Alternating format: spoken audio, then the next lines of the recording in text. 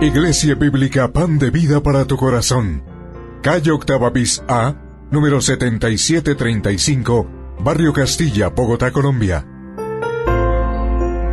Acompáñanos y adoremos juntos a nuestro Rey y Salvador. Iglesia Bíblica Pan de Vida para tu Corazón.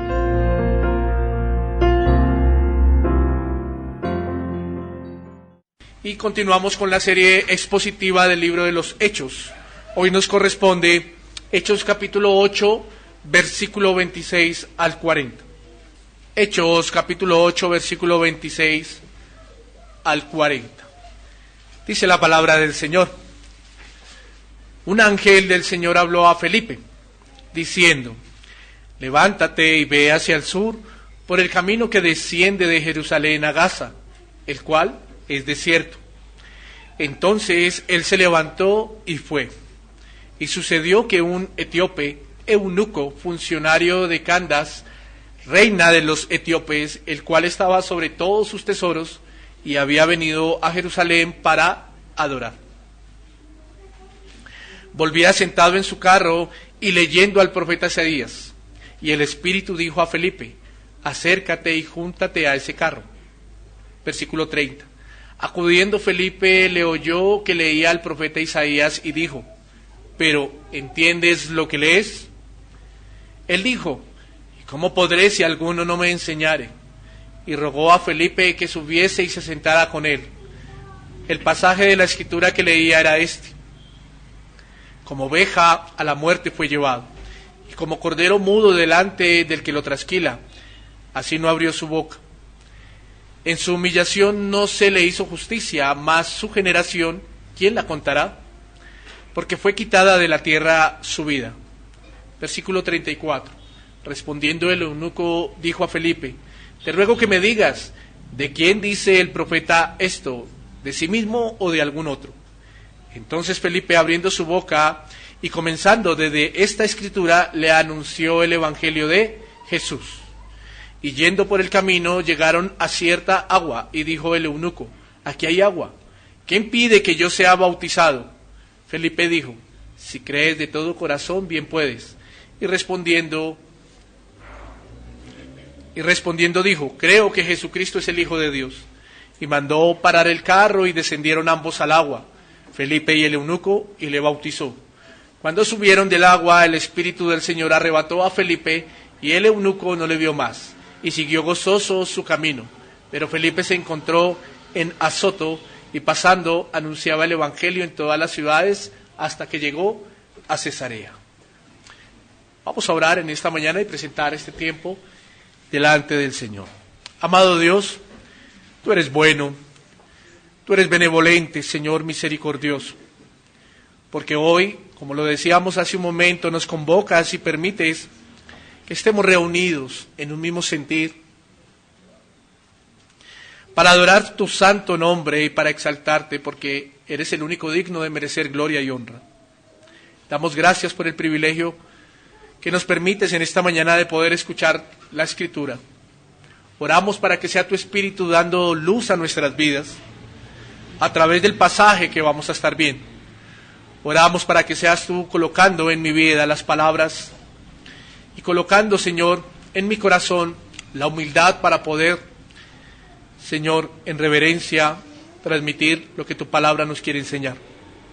Este tiempo está delante de ti, Señor, y lo hacemos con todo el honor y toda la adoración, y oramos en el nombre de tu Hijo amado Jesucristo. Amén y amén. Puede tomar asiento, mi hermano. El título que le he colocado en esta mañana a la enseñanza, al sermón, es Felipe y el etíope. Una situación, una conversación, una conversión. Una situación, una conversación, una conversión. Como hemos venido viendo a través de la exposición del libro de los Hechos y después del capítulo 6, pudimos ver cómo la iglesia se reunió para escoger ciertos hombres porque habían crecido, ¿cierto?, en número, y ya el tiempo no daba para poder, o para que los apóstoles pudiesen tener todo en orden dentro de la congregación que se reunía para aprender de la Escritura. Vimos en el capítulo 6, que a petición no solo de los apóstoles, sino también de la congregación y el mismo Señor, se convocó y se reunieron y escogieron hombres que ejercieran la tarea del diaconado, ¿cierto? Posteriormente a eso, vimos en el capítulo 7, un hombre que fue escogido, pero que posteriormente, a servir las mesas, pero que posteriormente predicaba el Evangelio de Cristo, ¿cierto? Y en consecuencia a predicar el Evangelio de Cristo, este hombre llamado Esteban fue el primer mártir de la iglesia. ¿Por qué? Porque su mensaje no fue agradable a los oídos de los judíos y lo apedrearon, ¿cierto? Y en consecuencia de esto vino para la iglesia una gran persecución. Y entramos a ver el capítulo 8, ¿cierto? Y ahí entran en escena varias personas, ¿cierto? Dentro de los cuales está Saulo, pero también dentro de los cuales está Felipe, ¿cierto? Y vemos que se cumple lo que el Señor había prometido y había dado a sus primeros seguidores o creyentes allí en Hechos capítulo 1:8, de que el Evangelio no solo iba a quedar en Jerusalén, sino tenía que ser extendido a otras tierras, a otras naciones fuera de Jerusalén. Pero fue necesario la persecución para que el Evangelio fuera extendido. Providencialmente el Señor permitió esta persecución para que su mensaje, para que el Evangelio, para que la promesa que había dado el Señor aún desde la fundación del mundo y aún desde los primeros padres se cumpliera, ¿cierto? Y esa promesa era Cristo. Y esa promesa tenía que ser anunciada para todos los oídos, porque así lo había mandado el Señor. Vimos en enseñanzas anteriores que Felipe fue uno de los pioneros en partir a otro lugar, y en este otro lugar era Samaria, ¿cierto? Y fue uno de los pioneros en ir a llevar el mensaje a otro lugar, ¿cierto? Ahora, después de eso vimos que allí en estos lugares apareció un hombre llamado Simón, y tenía una actividad, y esa actividad era que era mago, ¿cierto? Pero fue confrontado por la verdad de la Escritura, fue confrontado, y vimos que este hombre en un falso arrepentimiento fue confrontado por la Escritura, por el Señor y por los apóstoles. Siendo así, Felipe seguía su tarea allí en Samaria, y esa tarea era que seguía predicando el Evangelio, el mensaje de Cristo, pero era un mensaje que lo predicaba a multitudes, ¿cierto? Era un mensaje que lo predicaba a multitudes. Ahora, en ese tiempo de angustia y en ese tiempo de persecución para la iglesia, se generan muchas situaciones providenciales por el mismo Señor y permitidas por Él para que el Evangelio siga avanzando y el Evangelio se siga extendiendo en muchos caminos. Como primera medida en esta mañana, vamos a estar mirando en primer punto una situación. Y esta situación la vemos en todo lo que hemos leído, pero vamos a concentrarnos en los versículos 26 y 28. Versículos 26 y 28, y vamos a estarlos leyendo de nuevo. Dice: un ángel del Señor habló a Felipe diciendo: levántate y ve hacia el sur por el camino que desciende de Jerusalén a Gaza, el cual es desierto. Entonces él se levantó y fue. Y sucedió que un etíope eunuco, funcionario de Candace, reina de los etíopes, el cual estaba sobre todos sus tesoros y había venido a Jerusalén para adorar, volvía sentado en su carro y leyendo al profeta Isaías. Felipe, como lo dijimos anteriormente, se encontraba en donde, en Samaria, ¿cierto? El primer evangelista, Felipe, lo podemos llamar así en cierta forma. ¿Y qué estaba haciendo Felipe en Samaria? Lo que habíamos hablado, predicando el mensaje de Cristo. Hay algo interesante que sirve para tomarlo como ejemplo, y fue que Felipe estaba predicando a multitudes. Cuando Felipe llega a Samaria, él predicaba el evangelio a multitudes. Y esto lo podemos corroborar ahí mismo en Hechos capítulo 8, versículos 5 y 6. Quiero que lo miremos. Entonces Felipe, descendiendo a la ciudad de Samaria, les predicaba a Cristo. Y la gente unánime escuchaba atentamente las cosas que decía Felipe, oyendo y viendo las señales que hacía. Si nota que dice, y la gente unánime, ¿cierto? Les predicaba a Cristo y la gente unánime escuchaba atentamente las cosas que decía. Felipe le estaba predicando a muchos. Felipe era un hombre lleno del Espíritu Santo, que había sido confirmado y convocado para servir a las mesas. Pero ahora se encontraba en Samaria predicando a multitudes. Quiero decirle algo aquí muy interesante. Esto es un buen escenario, ¿cierto? Un buen escenario para cualquier corazón pecaminoso. ¿Por qué lo digo? Porque algo muy particular que sucede en estos días es que hay hombres que tienen su corazón inflado pensando que el éxito de su ministerio o de un ministerio son las multitudes, ¿cierto? Felipe estaba predicando en las multitudes. Vuelvo y reitero, un gran escenario para un corazón que quiere inflarse pensando que las multitudes es el éxito de un ministerio. Pero en medio del pasaje que estamos mirando y en medio del versículo 26, podemos ver que en la vida de Felipe sucedió algo. Y es que él ya no iba a estar en medio de las multitudes, sino que iba a estar enfrente de un individuo y solitario. ¿Cierto?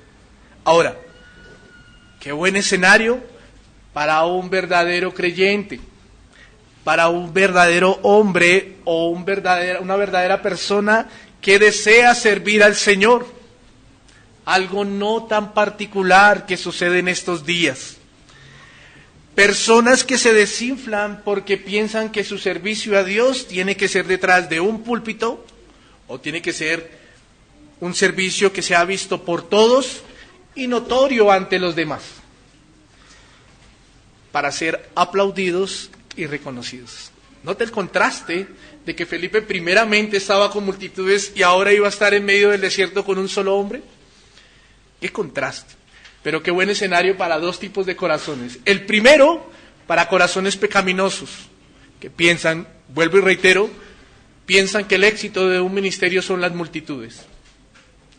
Pero el segundo, un buen escenario para un corazón que anhela servir al Señor, que piensa que el servicio a Dios no necesariamente tiene que ser detrás de un púlpito o necesariamente tiene que ser visto por todos para ser aplaudido, sino el servicio a Dios tiene que ver en cualquier situación o circunstancia. Esto nos deja ver un punto que estaremos analizando a través de este tema de la situación. Y ese punto es que toda situación ha sido orquestada primeramente desde lo alto. Dentro de esta parte de la situación vamos a estar mirando que toda situación ha sido orquestada primeramente desde lo alto. Es claro ver lo que Lucas nos deja en su relato. En el versículo 26, Lucas narra que hubo alguien que le habló a Felipe. Y ese alguien, Lucas usa una palabra para ese alguien, dice ángel. Y ese ángel significa que es un mensajero. Lo cual hace denotar dos cosas de este mensajero. Lo primero es que este mensajero, como su nombre lo dice, traía un mensaje para Felipe, ¿cierto? Mensajero que lleva mensaje. Y lo segundo es que este mensajero tiene una connotación divina, ya que Lucas lo llama un ángel del Señor. Y es un mensajero enviado por Dios en la persona del Espíritu Santo. Ya que en los versículos 29 y 39, como lo leímos ahorita y como lo vamos a seguir viendo, claramente se nos deja ver que fue el mismo Espíritu Santo quien no solo le habló a Felipe, sino que también lo introdujo en esta situación y lo sacó de la situación, versículo 39. Pero quiero hacer aquí abrir comillas aquí, y no me quiero enfocar en este ángel del Señor, no me quiero enfocar en el mensajero, no me quiero enfocar en el Espíritu Santo, porque debido a eso hoy la Escritura ha sido mal enseñada, y debido a eso hoy se cree que el Señor me habló y hablo mi boca y hablo mentiras al pueblo, debido a tomar estos textos de una forma que no se debe tomar. Entonces, note que Lucas en su narración nos hace digamos que nos enfoca a que este mensajero no solo le traía un mensaje a Felipe, sino también era un mensajero que provenía de algo divino. Y ese mensajero, vuelvo y reitero, y como nos lo enseña la Escritura, es el Espíritu Santo. Este mensajero le dio a Felipe, habló a Felipe para que llevara, para ir a una situación e introducirlo en esa situación. Concentrémonos en lo que verdaderamente Dios estaba mandando a Felipe. No nos concentremos en otras cosas que quizás nos pueden llevar a adulterar el pasaje, sino concentrémonos verdaderamente en lo que Dios, a través de su Espíritu, estaba dando a Felipe y la tarea que le estaba dando. Vuelvo y reitero, en la situación Dios orquesta todo, Dios ha orquestado todo. En este punto que estamos viendo, Dios ha orquestado todo. Toda situación está orquestada primeramente de lo alto. Y en la vida de Felipe fue así. Vemos que un ángel del Señor, vemos que el Espíritu Santo habló a Felipe porque en el plan de Dios, en el decreto eterno de Dios, en su providencia, en su soberanía, Dios ya tenía esta situación para la vida de Felipe.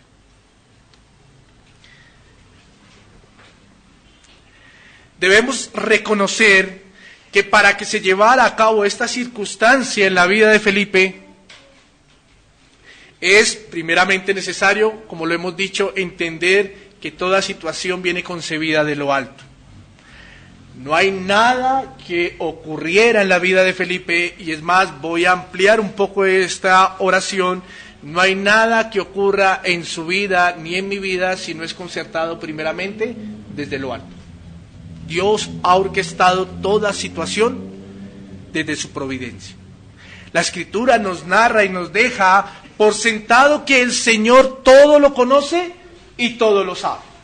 El Señor todo lo conoce y todo lo sabe. Y para la vida de Felipe, como para la vida del eunuco, Él estaba orquestando todo y Él sabía la reacción de Felipe, pero también sabía la reacción del eunuco. La Escritura nos deja muy claro que Dios conoce todo. Vamos a estar mirando el Salmo, capítulo 139, versículo 1 al 4, para poder sustentar esta gran verdad. Salmo, capítulo 139, versículo 1 al 4. Dice la palabra del Señor: Oh Jehová, tú me has examinado y conocido.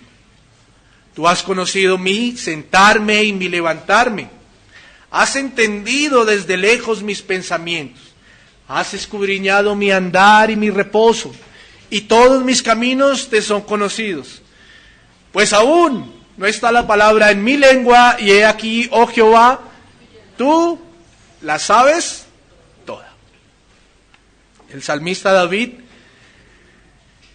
le fue revelado esta gran verdad y declaraba que el Señor todo lo conoce, todo, absolutamente todo lo conoce. Cada situación, circunstancia y aún cada palabra que no ha salido de nuestra boca, Él ya sabe que vamos a pronunciar. Y en la vida del evangelista Felipe debemos entender que todo esto que le estaba pasando fue un plan divino de Dios, así como las situaciones y circunstancias que nosotros como hijos tenemos en nuestra vida. Él ha orquestado todo en nuestro diario vivir. Él desde su providencia, desde su omnisciencia, Él ha orquestado todo y cada situación en su vida y en la vida, como lo estamos viendo en la vida de Felipe. Qué ironía, ¿cierto? Y como lo decíamos al principio, Hay una situación, pero qué ironía, predicarle primeramente a multitudes y después a un hombre solitario, y en un lugar donde nadie lo iba a ver. Pero viendo esta situación, uno se detiene y uno mira que el Señor, como lo estamos mirando, el Señor mandó a Felipe, porque él ya tenía un plan para la vida de Felipe, pero tenía un plan para la vida del etíope, del eunuco. Y a diario, estas situaciones y circunstancias son orquestadas, vuelvo y reitero, y estoy usando un poco esta palabra porque me ha encantado usarla en cuanto a esto, porque una orquesta es cuando todos al unísono, ¿cierto?, sacan o ponen en función una canción, digámoslo así. Y así es el Señor. Lo ha orquestado todo para poner en función en la vida de nosotros una situación. Y a diario su vida y mi vida se enfrenta a situaciones que primeramente han sido orquestadas y planeadas por Dios, en su providencia y en su omnisciencia. Esto me lleva a un punto número B dentro del tema de la situación, y es que toda situación tiene autores. Toda situación tiene autores. Viendo lo que estábamos analizando a través de estos versículos, que Dios es el que orquesta todo, nos queda claro que el primer autor en la situación de la vida de Felipe y en la situación de nosotros, ¿quién es? Dios. Ese es el primer autor. Pero ahora Lucas nos narra que los autores aquí son dos. ¿Quién? Felipe y el etíope. Uno era creyente, para que lo tengamos presente. Uno era creyente lleno del Espíritu Santo, como lo hemos aprendido a través de la Escritura en Hechos capítulo 6. Y el otro sale hasta ahora en el escenario, sale hasta ahora en el encuentro. Y en los versículos 27 y 28 se nos narra que es un gentil convertido al judaísmo. Es un gentil convertido al judaísmo. Pero ¿quién era el eunuco? Bueno, la palabra eunuco significa que era un hombre castrado, que no podía procrear y que no sentía deseo sexual por quien servía. ¿Y a quién le servía? A la reina Candace, ¿cierto? En este caso, era su reina. Un hombre etíope de color antiguamente conocidos como cusitas. ¿Quiénes eran los cusitas? ¿Se acuerda quién fue la mujer de Moisés? Una mujer cusita. Que provenían del sur de Egipto. Literalmente de África. Hay algo interesante aquí que nos narra Lucas en estos pasajes, y es que este hombre tenía un cargo importante en medio de la tarea que ejercía con la reina de Etiopía. Prácticamente era el ministro de Hacienda, quien manejaba sus finanzas, el tesorero, ¿cierto? Pero además de eso era un hombre que iba a Jerusalén a adorar y a presentar ofrendas. Era común que las puertas del templo y de Jerusalén estuvieran abiertas para los extranjeros. Esto lo podemos ver, que en los días de Jesús el Señor narra cómo las puertas del templo estaban abiertas para todos los extranjeros. Y vamos a estar mirando, para poder corroborar esto, Juan capítulo 12, versículo 20. Juan capítulo 12, versículo 20 dice: había ciertos griegos entre los que habían subido a adorar en la fiesta. Es claro que las personas de otras naciones que subían a Jerusalén a presentar adoración y oración eran personas que habían sido alcanzadas por la religión judía. Eran griegos. Eran personas de otras naciones que habían sido alcanzados por esta doctrina, por esta religión judía. Y ellos tenían un espacio allí en los muros y en la casa del Señor, casa que fue llamada la casa de oración, como lo narra el profeta Isaías en Isaías 56. Ahora, ¿por qué es bueno que miremos y entendamos todo esto? Porque es bueno que estemos mirando los autores de esta situación que estaba pasando allí en la narración que nos da Lucas sobre Felipe y el etíope. Porque si usted se da cuenta, cada persona en este caso tiene una condición. Uno era seguidor de Cristo y había creído en la promesa del Evangelio, había creído en la promesa del Salvador, había creído en la promesa del Mesías. Y el otro pensaba que andaba por buen camino. El otro pensaba que andaba por buen camino. Porque ellos pensaban, recordemos la doctrina judía, pensaban que al presentar ofrendas y actos de adoración, como lo enseñaba la religión judía, estaban bien, ¿cierto? Entonces note que en este pasaje vemos dos autores, ¿cierto? Uno creyente y el otro que pensaba que estaba bien. En el versículo 28 se nos deja ver que aquel hombre ejercía una actividad de lectura sobre el libro de un profeta. Este acto nos da a entender que en sus manos había copia de los escritos que leían los judíos, ¿cierto? Esto es un vivo ejemplo de lo que hoy podemos ver en muchas vidas. Y lo digo con todo el respeto. En una situación como en esta que estamos viendo, había un creyente y había uno que creía que era creyente. Pero había uno que era lleno del Espíritu Santo y conocía las Escrituras. Había otro que posiblemente leía las Escrituras, las conocía, pero no había sido lleno del Espíritu Santo. Esto, si hacemos un paralelo, ¿cierto?, con la vida de muchos hombres hoy en día, podemos ver cómo muchos se inundan en las Escrituras, cómo muchos leen las Escrituras, pero no conocen al Dios de las Escrituras. No sé si a ustedes les ha pasado, pero con frecuencia uno llega a hogares en donde la Escritura, la Biblia, se volvió un adorno en la casa y la colocan abierta en un recinto. Por lo general siempre está en el Salmo 91, ¿cierto?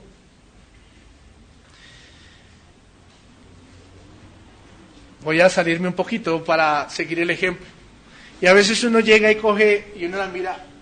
Dice, hay Biblias por lo general, Reinas Valeras, y hay otras que son la Biblia de Jerusalén. Y uno llega y la va a voltear. Y no se puede voltear hoja por hoja, ¿no? Se le viene a uno toda la mitad del libro abierto. Y hace uno así. Biblias llenas de polvo. Aquí vemos un hombre animado a leer la Escritura, pero no la entendía. Pero vemos otro hombre lleno del Espíritu Santo que posteriormente le iba a explicar lo que estaba leyendo. Vemos dos autores. Como muchas veces en las situaciones de nosotros como creyentes, también vemos autores. ¿Y cuántos nos hemos visto reflejados o en el primer autor o en el segundo autor? ¿Cuánto hemos visto nuestra vida reflejada con el ánimo de leer la Escritura, pero no conocemos al Dios de la Escritura? Pero también cuántos hemos visto nuestra vida, o cuántos podemos ver nuestra vida reflejada con el ánimo de servir al Señor, aún que no fuese detrás de un púlpito o que no fuese detrás de un aplauso. Charles Spurgeon tiene una frase muy conocida y dice: una Biblia que se cae a pedazos usualmente pertenece a una persona que no lo está. El príncipe de los predicadores decía que una Biblia que está rota, rayada, que no está llena de polvo, pertenece usualmente a una persona en la cual su vida no está ni llena de polvo, ni está cayendo a pedazos. Mi querido hermano y amigo, quiero decirle en esta mañana que en una situación siempre vamos a tener autores, y por lo general nos vamos a encontrar con dos tipos de autores, como en el caso de Felipe. El que es un creyente y el que cree que es un creyente. Es por eso que su vida y mi vida debe entender que en alguna situación puede verse reflejada con alguna de estas dos personas. Esto me lleva a un punto número C dentro del punto número 1. Espero me esté llevando el orden. Y es que toda situación se ejecuta en un lugar. Toda situación se ejecuta en un lugar. La situación, lo primero que vimos es que toda situación es orquestada por Dios. Lo segundo que vimos es que dentro de la situación hay. Y lo tercero que vamos a ver es que dentro de la situación, toda situación se ejecuta en un lugar. al notar bien lo que Lucas nos narra, el Señor le dice a Felipe que tome un camino que conduce a Jerusalén en el versículo 26. Y hay una característica aquí que se nota bastante, y es que este lugar es desierto. Y cuando uno investiga sobre este lugar que es desierto, hay dos en la historia, hay dos significados que nos llevan a lo que Felipe o a lo que Lucas está narrando acá. El primero es que se nombra una ciudad allí, Gaza, ¿cierto? Pero Gaza había sido una ciudad que fue destruida tiempo atrás. Y muchos historiadores ven a Gaza como una ciudad desolada, desértica y en ruinas. Por lo que podía ser que Felipe, el Señor a través del ángel, y Lucas nos estuviera narrando que se iban a encontrar en Gaza, en una ciudad destruida y desolada. Pero también hay otra posición dentro de la historia, y es que camino a Jerusalén, camino a Jerusalén, podíamos encontrar dos rutas, una principal y una no principal, entiéndame. Y dentro de la no principal se iba por un lado que era desértico, ¿cierto? Y bueno que podamos mirar la importancia del lugar en esta situación. ¿Sabe por qué? Porque en el versículo 27 se nos deja claro la reacción que tuvo Felipe, y esa reacción fue que Felipe se levantó y accedió a la orden del Señor. La palabra levantar aquí en el versículo 27 es un acto que se identifica en este acto o en esto como un acto seguido o un acto de inmediato. Felipe se levantó, fue un acto inmediato, enseñándonos que Felipe no tuvo reparo para ir a servir al Señor. No tuvo reparo por el lugar. No tuvo reparo si era Gaza, ir a las ruinas de Gaza. Y no tuvo reparo si era un camino desértico, ir al camino desértico. Felipe se levantó y reaccionó de inmediato. Y eso es algo muy similar, en cuanto al acto, ¿cierto? Es algo muy similar a lo que pasó con los seguidores o los primeros discípulos de Cristo. Miremoslo en Marcos capítulo 1, versículo 16 al 20. Marcos capítulo 1, versículo 16 al 20. Dice: andando junto al mar de Galilea, vio a Simón y a Andrés su hermano que echaban la red en el mar, porque eran pescadores. Y les dijo Jesús: venid en pos de mí y haré que seáis pescadores de hombres. Y dejando luego sus redes, le siguieron. Pasando de allí un poco más adelante, vio a Jacobo, hijo de Zebedeo, y a Juan su hermano, también ellos en la barca que remendaban las redes. Y luego los llamó, y dejando a su padre Zebedeo en la barca con los jornaleros, le siguieron. Si notamos que hay un acto seguido después del llamado del Señor sobre estos hombres. Cuando uno mira este acto es algo inmediato. Y eso fue lo que ocurrió en la vida de Felipe cuando el Señor habló a su vida.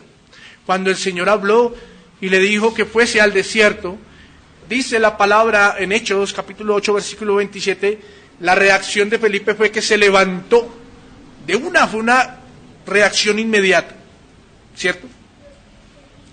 Este acto ordenado por el Espíritu Santo en Felipe nos deja ver que Felipe era un hombre, primeramente lleno del Espíritu Santo, pero que Felipe era un hombre obediente a la voz del Señor.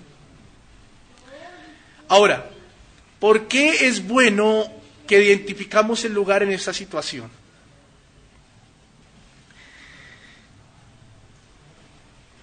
Cuando nosotros miramos a través de la Escritura la palabra desierto, ¿cierto? Encontramos varias cosas. Con el pueblo de Israel encontramos que la palabra desierto nos puede llevar a pensar en libertad, pero también nos puede llevar a pensar en prueba, pero también nos puede llevar a pensar en muerte, también nos puede llevar a pensar en hambruna, también nos puede llevar a pensar en presencia de Dios, como también nos puede llevar a pensar fortaleza. ¿Y todo en medio de qué? Del desierto.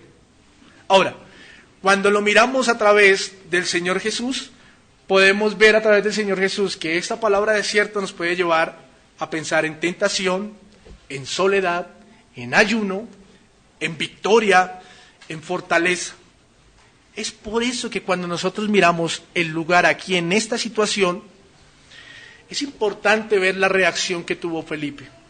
¿Por qué? Porque para cualquier hombre no iba a ser fácil ir ¿a dónde?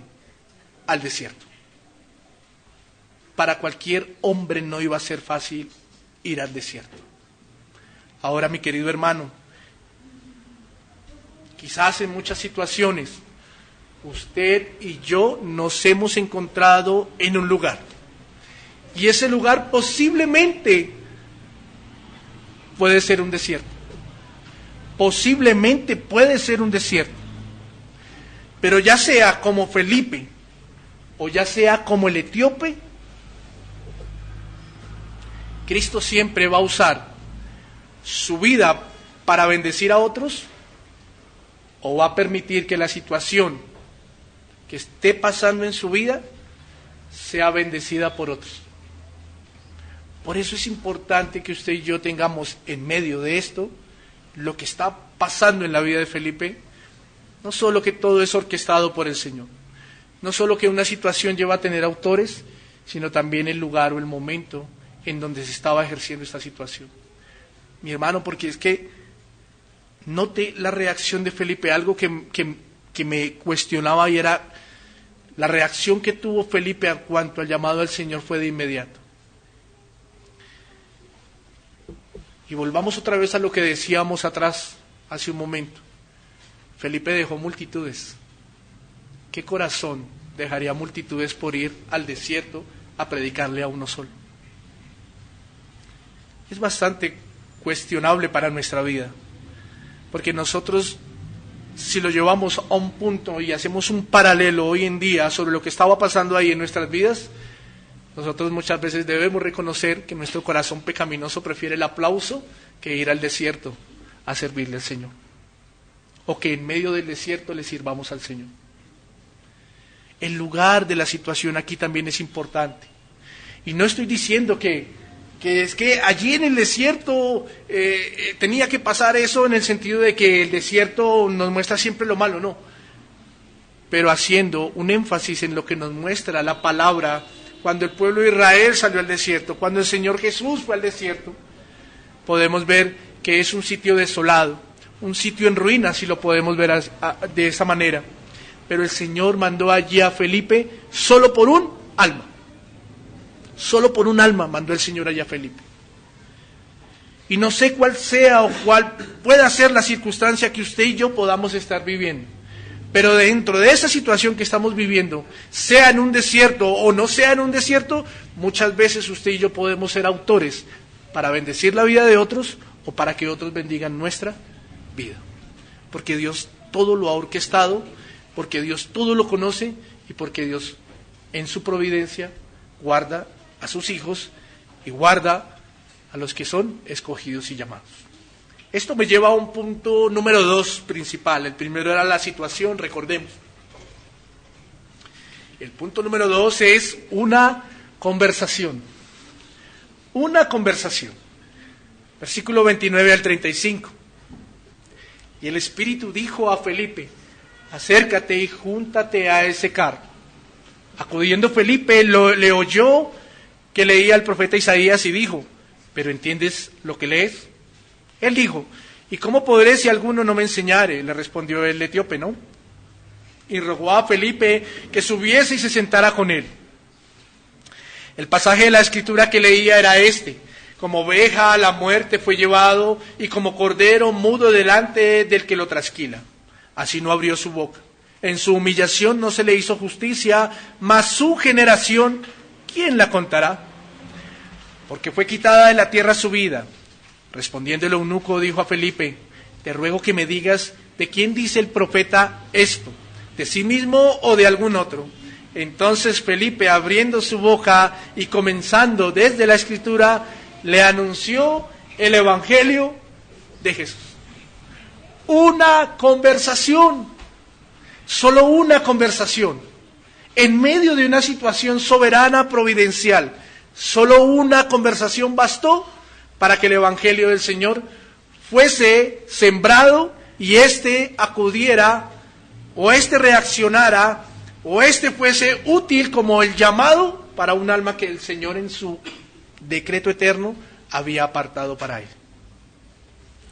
Una conversación fue el inicio de un milagro para una persona. El Espíritu del Señor instó a Felipe para que se acercara al carro donde iba el etíope. Y al oír lo que el eunuco leía, cayó en cuenta que su lectura le era conocida.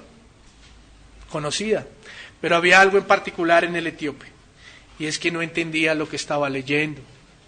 Un hombre que quizá llevaba tiempo subiendo a Jerusalén o a las sinagogas cercanas en África y en Egipto de judíos griegos, y al parecer pudo haber tenido contacto muchas veces con las Escrituras, la de los profetas y las de Moisés. Muchas veces pudo haber tenido contacto este hombre, ¿cierto? Pero no había tenido un verdadero entendimiento, porque como muchos hombres, la luz de Cristo no había llegado a su corazón y a su vida. El Señor tuvo cuidado aún de lo más pequeño en medio de esta circunstancia. Y lo más pequeño resultó siendo lo más grande. Lo más pequeño resultó siendo lo más grande.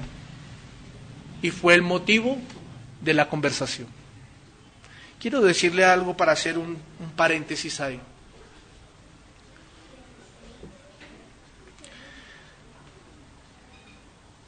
Usted no, o a veces nosotros no nos alcanzamos a imaginar lo que puede producir una conversación con otra persona. Más cuando usted y yo hemos sido instruidos en la verdad. No nos alcanzamos a imaginar que esta situación orquestada divinamente puede ser para que un corazón conozca verdaderamente a Cristo. Pero a veces, por temor, por vergüenza, porque qué pena, porque es que dirán que soy religioso cuando hablo solo de Cristo.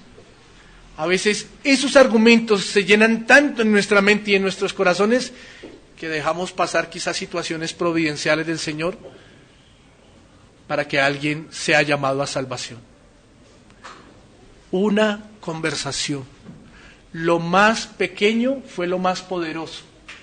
Lo más pequeño se convirtió en el milagro para una persona.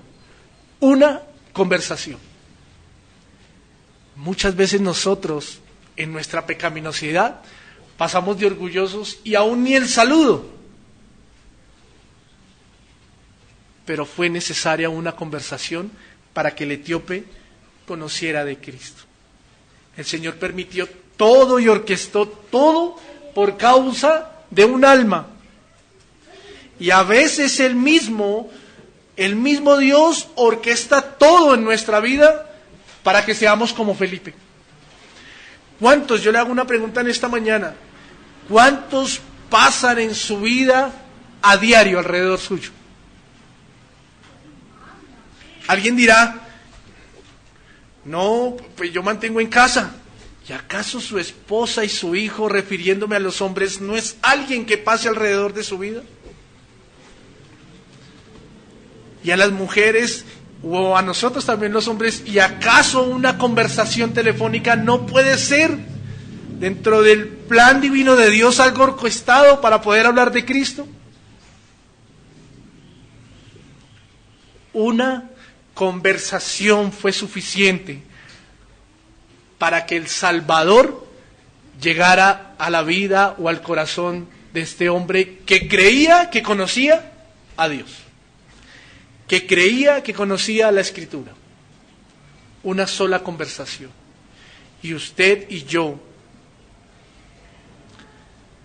tenemos, o se nos ha dado, el argumento más grande para poder iniciar una conversación. Cristo. Cristo. ¿Quién no necesita a Cristo en este tiempo? ¿Quién no necesita a Cristo? Esto me lleva, por último, a un punto principal, y es una conversación llevó a una conversión. Una conversión. Versículo 36 al 40. Y yendo por el camino, llegaron a cierta agua, y dijo el eunuco: aquí hay agua. ¿Qué impide que yo sea bautizado? Felipe dijo: si crees de todo corazón, bien puedes. Y respondiendo dijo: creo que Jesucristo es el Hijo de Dios. Y mandó parar el carro, y descendieron ambos al agua, Felipe y el eunuco, y le bautizó. Cuando subieron del agua, el Espíritu del Señor arrebató a Felipe, y el eunuco no le vio más, mas él siguió gozoso su camino. Pero Felipe se encontró en Azoto, pasando anunciaba el Evangelio en todas las ciudades hasta que llegó a Cesarea. Qué glorioso es poder ver cómo todo comenzó desde la mente de Dios. Todo. Y vuelvo y lo reitero, todo por un alma en medio del desierto. Todo por salvar a una persona que inicialmente se pensaba o se veía que era un aparentemente religioso creyente. Pero el Señor, mire todo lo que hizo. Llamó a Felipe, lo ubicó allí para que tuvieran un espacio de algunos minutos, de algunas horas, porque el trabajo que hizo Felipe fue un trabajo eficaz. El trabajo que hizo el evangelista fue un trabajo eficaz. Y aquí en estos versículos encontramos una particularidad. Y son los principios que el Señor Jesús enseñó a sus discípulos cuando les dio el mandato de la gran comisión: discipular y bautizar. Note que aquí hay una particularidad, y fueron esos principios que el Señor en Mateo 28 dejó a los apóstoles, ¿cierto? Esos principios a sus discípulos: id por todo el mundo, haced discípulos y bautícenlos. Aquí encontramos esos dos principios. Lo que podemos ver es que, como era un acto divino, algo orquestado desde el plan de Dios, aún el Señor permitió que el trabajo de Felipe fuera tan eficaz que el eunuco dijo: me arrepiento y reconozco a Cristo como mi Salvador. ¿Dónde hay agua? Aquí hay agua. ¿Puedo bautizarme? ¿Qué detiene que yo sea bautizado? Un trabajo eficaz.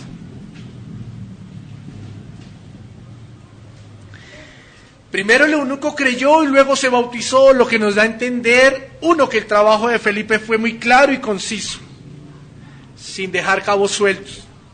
Además que fue el mismo Señor que aparejó todo para que sucediera de manera eficaz esto. No es la regla. Ojo, no es la regla. Pero aquí vemos, y tampoco podemos negar que el Señor, en su providencia y en su poder, hace como Él quiere y como Él desea. Vuelvo y digo, no es la regla. Porque tampoco quiero que llevemos esto a confusión y a decir hoy en día: creo en el Señor Jesucristo, entonces se bautiza. Porque muchos de nosotros hemos visto vidas que han tomado esta decisión y ahorita están alejados. ¿Qué hace que verdaderamente, o qué hizo que verdaderamente hubiese un arrepentimiento genuino o una conversión genuina en la vida del eunuco? ¿Quiénes eran los dos autores? Felipe y el eunuco. Pero ¿quién fue el autor principal? No había cabo suelto. Había un testimonio o un testigo superior que en el corazón del eunuco iba a haber un cambio genuino, iba a haber un arrepentimiento genuino. Más cuando vemos que todo había sido orquestado por el Señor. Y esto que dijo el eunuco es algo muy similar a lo que vemos cuando Pablo se refiere a los romanos en la carta, en el capítulo 10, versículo 9. Mire lo que dice: que si confesares con tu boca que Jesús es el Señor y creyeres en tu corazón que Dios le levantó de los muertos, serás salvo. ¿Qué dijo el eunuco? Creo en el Señor. ¿Qué dio garantía de que era un verdadero arrepentimiento? El mismo Señor que orquestó todo. ¿Qué da garantía que hoy una persona tenga un verdadero arrepentimiento? El mismo Señor. Pero ¿qué nos puede dar garantía? Que ha creído en su corazón. Y al creer en su corazón no le basta solo con confesar, sino al creer en su corazón le basta es suficiente una vida llena de testimonios de fruto digno de arrepentimiento. Eso es lo que puede corroborar que haya una verdadera conversión en nuestra vida. Y lo que corroboró que hubo una verdadera conversión en la vida del eunuco fue el Señor y todo lo que orquestó para que esto pasara allí. Mis hermanos, note cómo una situación, una conversación puede llevar a que haya una conversión. Y quizá para dejar esto, en estos 3 puntos, y aún viendo en el primero 3 cositas importantes que vimos, note que aún el lugar donde iba a estar Felipe no iba a ser un lugar muy querido para muchos, como suele ser también un lugar para nosotros hoy, una circunstancia no fácil. Pero quiero colocar ejemplos puntuales como para poder pensar un poco sobre las situaciones que a diario ocurren en nuestra vida. Usted no logra imaginarse, pero si el Señor ha orquestado situaciones en su vida y en la vida de otros para que el Evangelio llegue, podrá usar un hospital, podrá usar una cárcel, podrá usar un parque, podrá usar una línea telefónica, podrá usar una esquina de barrio, podrá usar un escritorio de trabajo, podrá usar un salón de clase, cualquiera que sea, podrá usar una enfermedad, con todo el respeto lo digo, cualquiera que sea la situación, para nomás generar una conversación y que esta conversación traiga una conversión. Mis hermanos, reaccionemos como reaccionó Felipe, de inmediato, en obediencia, porque sobre usted y sobre mí reposa la noticia que cualquier corazón anhela tener. Lo que no sabemos es que dentro del plan divino de Dios, usted y yo no sabemos quién está a nuestro lado que pueda ser llamado a través del Evangelio. Pero en el intento, gloria a Dios si hay un milagro en la vida y en el corazón de una persona. Creo que alguna vez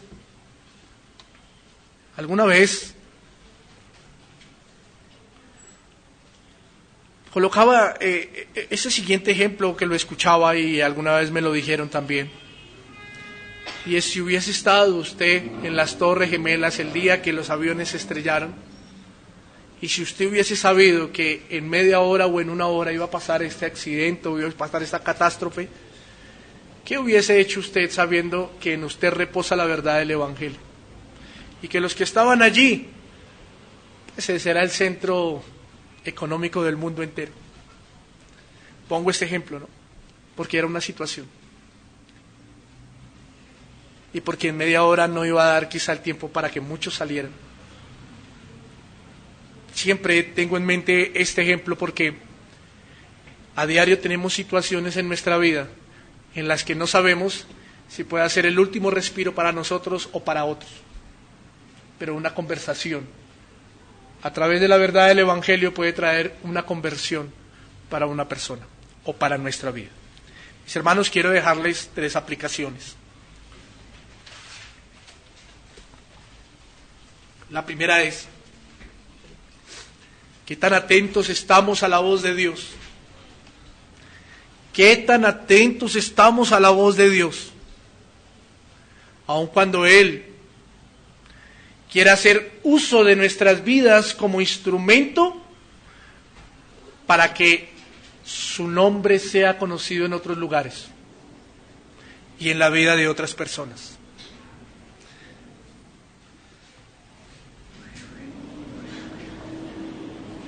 Mis hermanos,